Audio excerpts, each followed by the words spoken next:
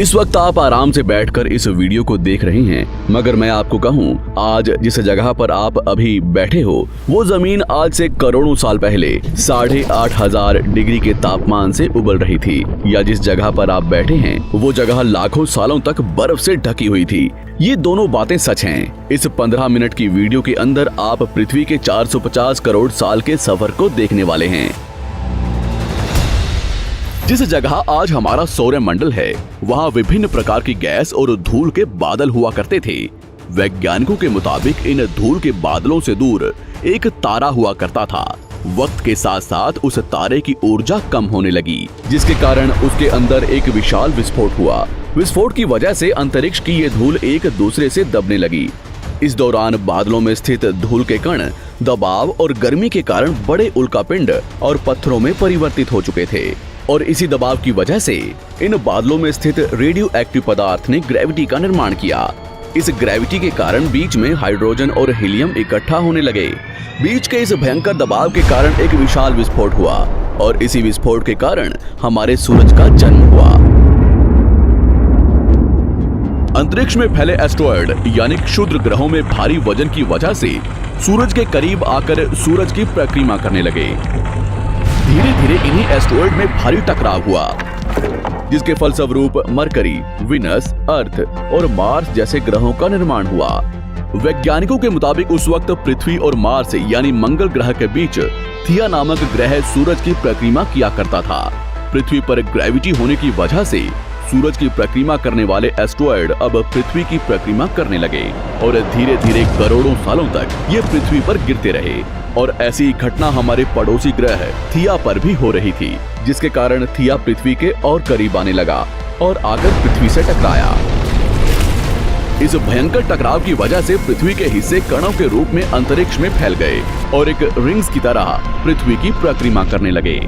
इन्हीं परिक्रमा करते हुए कणों में टकराव होने लगा, जिसके कारण हमारे चांद का निर्माण हुआ। उस वक्त पृथ्वी पर सिर्फ एक ही समुद्र हुआ करता था, और वो था 1900 डिग्री सेल्सियस की तापमान पर उबलते हुए लावे का। उबल रही थी वो सारी चीजें जिसे आज आप अलग अलग नाम से जानते हैं।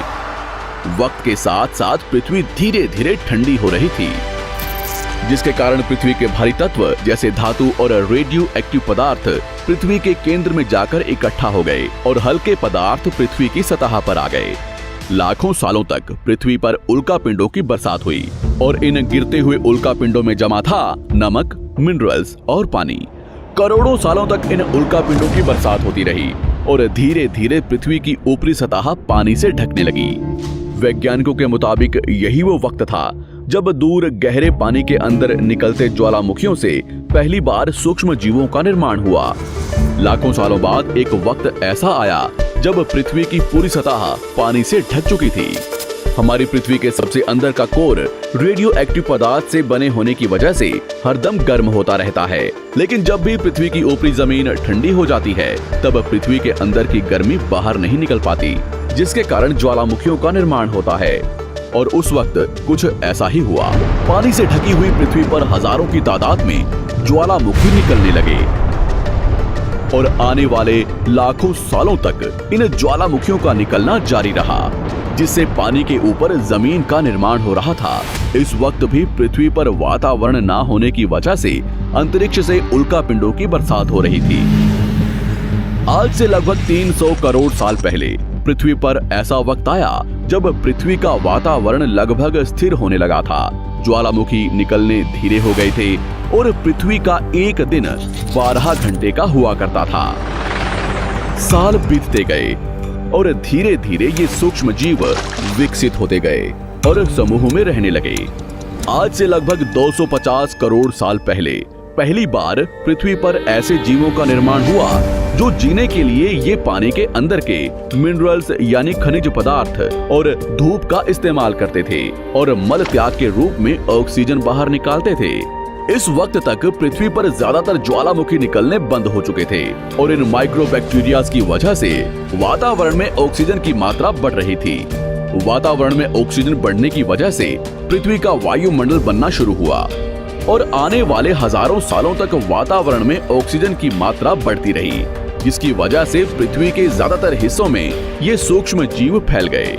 हजारों सालों बाद एक वक्त ऐसा आया जब पृथ्वी में ज्यादा ऑक्सीजन बढ़ने के कारण ये सूक्ष्म जीव मरने शुरू हो गए। उस वक्त तक पृथ्वी का वातावरण ठंडा होने के साथ साथ ऑक्सीजन से भी भर चुका था, जिसके कारण जमीन और वातावरण में स्थित आयरन यानी लोहे के मिनरल्स पानी में स्थित ऑक्सीजन से रिएक्ट होने लगे। और एक वक्त ऐसा आया जब पृथ्वी की जमीन आज के मार्स के जैसे लाल हो चुकी थी। वक्त बीतने के साथ साथ धरती की टेक्टोनिक प्लेट्स में दरार होने लगी, जिसके कारण पृथ्वी के अंदर का लावा जमीन की तरह कई लाखों सालों तक खुला उबलता रहा। और यही वो कारण था जिसके कारण पृथ्वी के वातावरण में कार्बन डाइऑक्साइड की मात्रा बहुत बढ़ गई और पृथ्वी पर एसिड की वर्षा शुरू हो गई। एसिड रेन की वजह से पृथ्वी का तापमान घटने लगा और तापमान इतना घटा कि पृथ्वी के ऊपर स्थित पानी बर्फ में परिवर्तित होने लगा। पृथ्वी पर पहली बार भयंकर आइस एज आया। इस वक्त पूरी पृथ्वी सफेद बर्फ से ढक चुकी थी। आमतौर पर जब धरती पर सूरज की किरणें गिरती हैं, तब जमीन उन किरणों को सोख लेती है, मगर क्योंकि पूरी पृथ्वी बर्फ से ढक चुकी थी और क्योंकि बर्फ सफेद और चमकीली होती है, जिसके कारण सूरज की किरणें धरती पर गिरने के बाद वापस चली जाती थी। इसी कारण से पृथ्वी कई लाखों सालों तक बर्फ से ढकी रही, मगर फिर से पृथ्वी के अंदर स्थित गर्मी ज्वालामुखी के रूप में निकलना शुरू हो गई और इन ज्वालामुखियों से निकलने वाली गर्मी ने बर्फ को पिघलाना शुरू कर दिया। इसी बीच पृथ्वी की गहराई में बचे कुछ सूक्ष्म जीव धीरे धीरे बदल रहे थे और अब वो ऑक्सीजन को अपने शरीर को बड़ा और जटिल बनाने के लिए इस्तेमाल करने लगे थे। इस बीच पानी में अलग से भी छोटे समुद्री पौधे निकलने शुरू हो चुके थे। बाहर जैसे जैसे ज्वालामुखी निकल रहे थे, वैसे वैसे वातावरण कार्बन डाइऑक्साइड की वजह से गर्म हो रहा था। वक्त के साथ साथ बर्फ तो पिघलने लगी, मगर धरती पर फिर से एसिड की वर्षा शुरू हो गई, जिसके कारण फिर पृथ्वी ठंडी होने लगी और फिर पृथ्वी की ज्यादातर सतह बर्फ से ढक गई।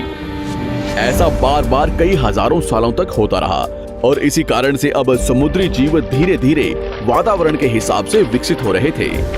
इस बीच कई सारे जीव और समुद्री जंगल्स विलुप्त हो गए, मगर जो बच गए वो धीरे धीरे पृथ्वी के बदलते तापमान के हिसाब से ढलते गए और अब हजारों सालों बाद समुद्री पेड़ बर्फ की वजह से पूरी तरह से मरते या सूखते नहीं थे।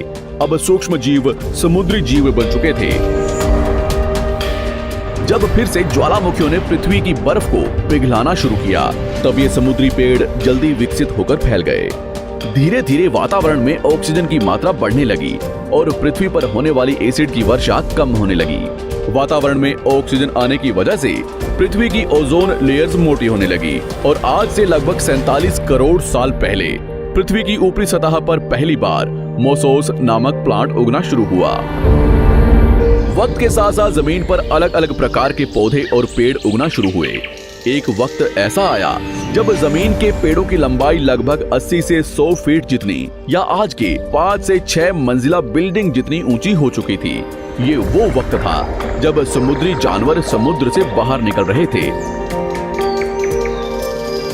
और जमीनी जानवरों में परिवर्तित हो रहे थे।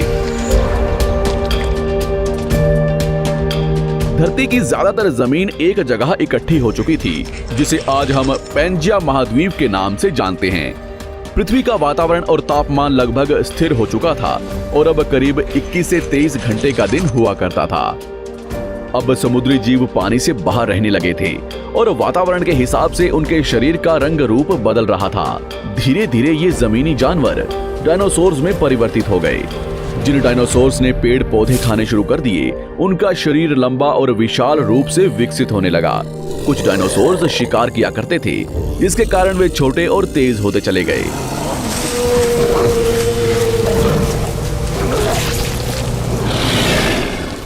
पृथ्वी की ऊपरी जमीन एक जगह इकट्ठी होने के कारण ज्यादातर जमीन रेगिस्तान और बंजर हो चुकी थी। ज्यादातर जंगल समुद्र के करीब हुआ करते थे, जिसमें डायनासोर्स रहा करते थे। आज से लगभग 20 करोड़ साल पहले पैंजिया महाद्वीप टूटना शुरू हो गया। पैंजिया के विभाजित होने की वजह से पृथ्वी की ज्यादातर ऊपरी जमीन पानी के संपर्क में आने लगी, जिसके फलस्वरूप पृथ्वी पर हरियाली बढ़ती गई, जिस वजह से डायनासोर्स और ज्यादा विभिन्न और विशाल होते चले गए। डायनासोर्स ने आने वाले लगभग 20 से 30 करोड़ सालों तक पृथ्वी पर राज किया। उस वक्त डायनासोर्स समुद्र से लेकर जमीन और आसमान तक पूरी पृथ्वी पर राज किया करते थे। इस दौरान अफ्रीका से टूटा भारत सीधे आकर आज के तिब्बत से टकराया और इस टकराव की वजह से हिमालय का निर्माण हुआ। आज से लगभग 6.5 करोड़ साल पहले पृथ्वी की तरफ आज के माउंट एवरेस्ट से भी बड़ा लगभग 4.5 लाख करोड़ किलो जितना वजनिया उल्कापिंड लगभग 80,000 किलोमीटर प्रति घंटे की स्पीड से पृथ्वी की तरफ आ रहा था। पृथ्वी की सतह को छूते ही उसमें भयंकर आग लगी और वो जलते हुए सीधा पृथ्वी से टकराया। इस टकराव से निकलने वाली ऊर्जा आज के 10 करोड़ परमाणु बम एक साथ फटने के बराबर थी। जहां ये उल्कापिंड गिरा, वहां के जानवर और पेड़ तुरंत भाप बनकर जल गए। गिरते ही पृथ्वी पर पूरी तरह धूल फैलने लगी। समुद्र में भयंकर बाढ़ आने लगी। भूकंप और आग ने पृथ्वी को जलाना शुरू कर दिया। कुछ ही घंटों में पूरी पृथ्वी के वातावरण में हानिकारक गैस और धूल की वजह से पृथ्वी नर्क हो चुकी थी। डायनासोर्स घुटन, आग और भूखमरी से पूरी तरह विलुप्त हो गए। इस वक्त हमारे पूर्वज जमीन के अंदर रहा करते थे, जिसके कारण वो इस विशाल प्रलय से बच गए। पृथ्वी का वातावरण पूरी तरह से काला और अंधेरा हो चुका था, जिससे धूप भी जमीन तक नहीं पहुंच पा रही थी। पृथ्वी के पेड़ और ज्यादातर जानवर विलुप्त हो गए। वातावरण में धूल और हानिकारक गैस के कारण पृथ्वी पर फिर से एसिड की वर्षा शुरू हो गई और फिर पृथ्वी ठंडी होकर बर्फ से ढक गई। लेकिन इस बार पृथ्वी की बर्फ लाखों सालों तक नहीं जमी रही और 80 से 90 हजार साल बाद ये बर्फ पिघलनी शुरू हो गई। जैसे ही धरती पर वातावरण फिर से पहले जैसा होने लगा, वैसे ही ये छोटे जीव जमीन से बाहर आना शुरू हो गए। उस वक्त पृथ्वी की बर्फ पिघलनी शुरू ही हुई थी, जिसके कारण अफ्रीका में घने ठंडे जंगल हुआ करते थे और इसी बीच ये जमीनी जीव बंदरों में परिवर्तित हुए। मगर जैसे जैसे पृथ्वी गर्म होने लगी, वैसे वैसे अफ्रीका के ये जंगल सूखने लगे। जंगल की चीजें खाने वाले बंदरों को खाने की कमी होने लगी। खाने की तलाश में इन बंदरों ने अपने पैरों पर चलना शुरू कर दिया, जिससे उन्हें दूसरे जानवरों के शिकार करने में मदद मिलती थी। धीरे धीरे बंदर एप्स यानी वानर में परिवर्तित हुए। खाने की तलाश में ये एप्स पृथ्वी के दूसरे हिस्सों में फैलने लगे और धीरे धीरे उनके शरीर का रंग रूप वहां के मौसम के हिसाब से बदलता गया। वक्त के साथ साथ हम आदिवासी बने। हमने हथियारों से लेकर आग का आविष्कार किया। हम धीरे धीरे इंसान के रूप में विकसित हुए। हमने धर्म से लेकर परिवार, भाषा और संस्कृति का निर्माण किया और वक्त के साथ साथ हम विकसित होते चले गए और आज हम इस पृथ्वी की सबसे विकसित प्रजाति बन चुके हैं। पृथ्वी को आज के जैसे बनने में लगभग 450 करोड़ साल का वक्त लगा है और हमें एक छोटे जमीन में रहने वाले जानवर से इंसान बनने में कई लाखों सालों का।